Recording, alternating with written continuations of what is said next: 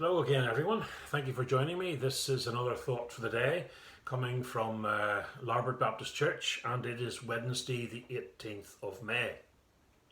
Now, church life is more or less getting back to normal. In fact, it's quite busy at the moment, and we've just returned last evening from our weekly prayer meeting. Our prayer meeting's on a Tuesday in Larbert, and I'll be honest, I've come home and thought about it, and I'm really quite overwhelmed for a number of reasons. First of all, the prayer meeting itself was wonderful. It was a good meeting. There weren't too many of us there because it is a busy week, but there was a good spirit of prayer there. That's not what overwhelmed me. What overwhelmed me was the amount of prayer that is needed and the amount of topics that we seemed to cover. For example, I usually make a little list of things that we have to pray for.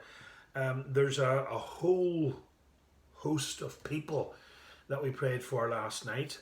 We prayed for their physical well-being and their spiritual well-being. We also mentioned all those people who suffer in silence or don't make their needs known. So there were more people than usual that we just had to pray for last night, and it's wonderful to be able to do this. It's a privilege, it's a pleasure, but it can be a wee bit daunting at times when you just see so much need amongst so many people. Now, we not only prayed for individuals and for people, we also prayed for the programme of the church. It's nearing the time when a lot of the organisations that we have are all closing for a summer break. So they're wrapping things up and they're having special events, and there's a few extra things thrown into the mix as well, business meetings and so forth, and BB displays and family nights, etc, etc. So again, it's a delight to have all these organisations, all this activity, and again, it's a delight to be able to uphold them before the Lord in prayer. We weren't too insular, we just didn't pray for ourselves and our immediate locality. We also concluded by reminding ourselves that the world in general needs prayer. There are those four main things that we've been praying about on an ongoing basis now for quite a wee while. There's the war in Ukraine. A lot of prayer needed for all aspects of what's going on there. COVID is still with us. It's taken a back seat at the moment, but it's still around, it's still affecting people, and we have to continue to pray against that as well. We have this looming cost of living crisis. Prices are rising and a lot of people are anxious. A lot of people are already feeling the pinch, and it hasn't really hit home as hard as it's going to. And then, of course, in the background to all this, we have our ever-present climate change, which is a bit confusing. Some people are more concerned about that than others. Some people think it's a bit of a hoax. Other people think it is deadly, deadly serious. So that's just scratching the surface, friends. But I did come back last night and I felt a wee bit drained. It was good to be able to pray for all these things, but again, we could have gone on and on and on and on. And there is it just highlights the fact that there is a tremendous need for prayer for all sorts of people, for all sorts of matters, for all sorts of things. Now, not everybody comes down to the prayer meeting. We're still hoping and praying that others will join us. And it's very interesting because we always get people asking for prayer, and we're delighted to take prayer requests and we're delighted to pray for people. But can I just ask that if at all possible, it would be so encouraging if you had something on your mind or your heart, if you had a burden for prayer, certainly share it with us. But why not come to the meeting and share it there and join with us in praying for that person or that thing or that matter that is troubling you. That is a suggestion that I'm putting forward. The other thing is, a lot of people say, well, I'm very busy and I accept that. I can't make it to the prayer meeting, but I pray at home.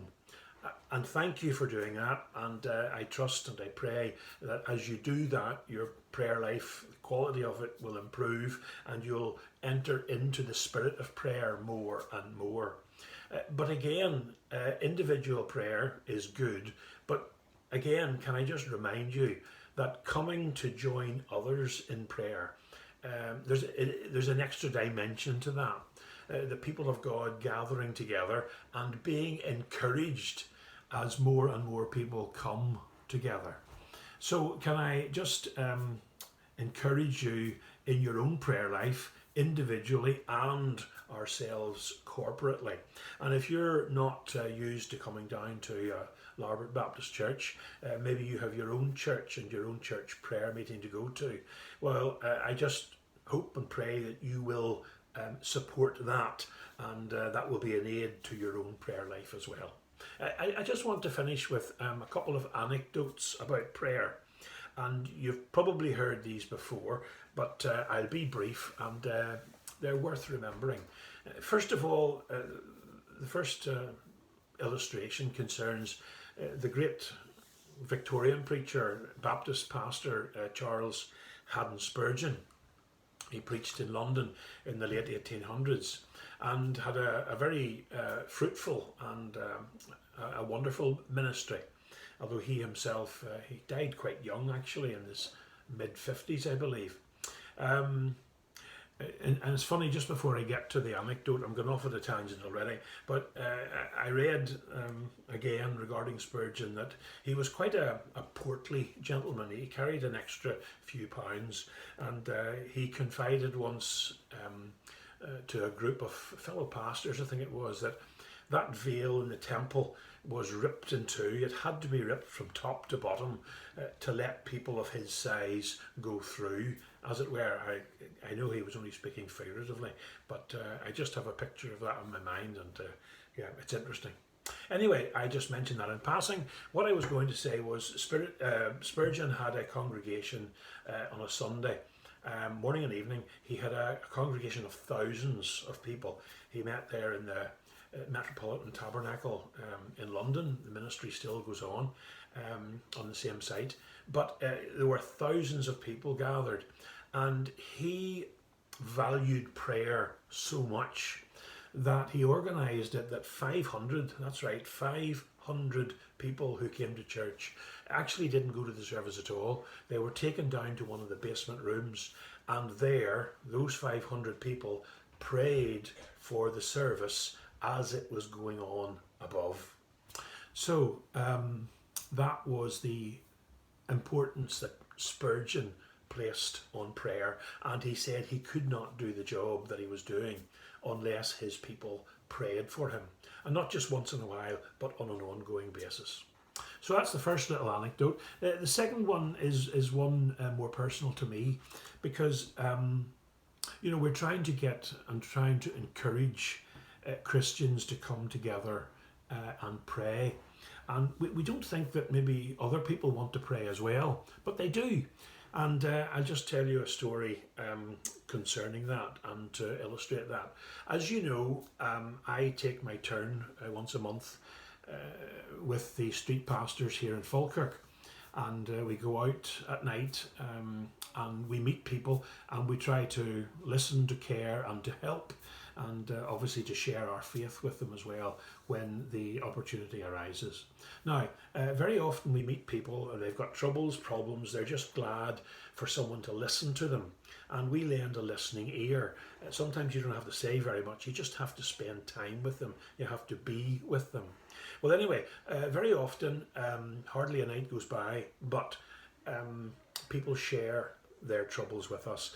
And I usually, in my little team, I normally try to round things up, bring things to a conclusion by saying to the person or to the people that we're talking to, listen, would you mind if we pray for you? Now, that usually takes them by surprise. And we've had people say to us, look, we don't know anything about prayer. I don't think anybody has ever prayed for me. I certainly have never prayed. What's this all about? Well, we reassure them that we're Christians, that we believe in prayer, we believe that God listens and answers our prayers. And I encourage them by saying, look, what harm can it do? It can't do any harm at all. It can only do good. Now, all I'll say, friends, is that in the 12 years or so that I've been doing this, not one person has ever refused prayer. Not one person has told me to clear off that they don't want prayer. And they agree that myself and my team, we just pray briefly but sincerely for those individuals and the problems, the difficulties that they're going through. And they appreciate it. And there you have it. We are praying with them and for them. Now, friends, if we can encourage people like that to engage in prayer, how much more should we be able to encourage ourselves as followers of the Lord Jesus Christ to engage in prayer as well? So this whole thought for today is an incentive and an encouragement to pray. Friends, I can only do that. I can only encourage you to pray. I can't put it into your heart to come along to the prayer meetings on an ongoing basis or to pray more as an individual in your own time and in your own way. That's a work of the Spirit. All I can do is encourage you to look at your own prayer life, your individual prayer life, and also your corporate prayer life. And can I just say, there is an awful lot to pray for. There's a tremendous need in this world. It is groaning under the weight of so much that's going on. And it would be a tremendous encouragement to those who continue and faithfully gather together to pray. It would be a tremendous encouragement to all of us if others would join us at the prayer meeting and in prayer. Friends, I don't know what other answer we have but to cry out to the Lord in prayer because of all that's going on amongst us as individuals, in our churches, and in the world generally. We need to pray, friends. So please consider joining us on an ongoing basis until we see our prayers being answered in glorious and wonderful ways. Thank you for listening. Keep safe, keep praying, and maybe I'll see you down at our prayer meeting if you're not already a regular. Okay, thank you for listening, and bye for now.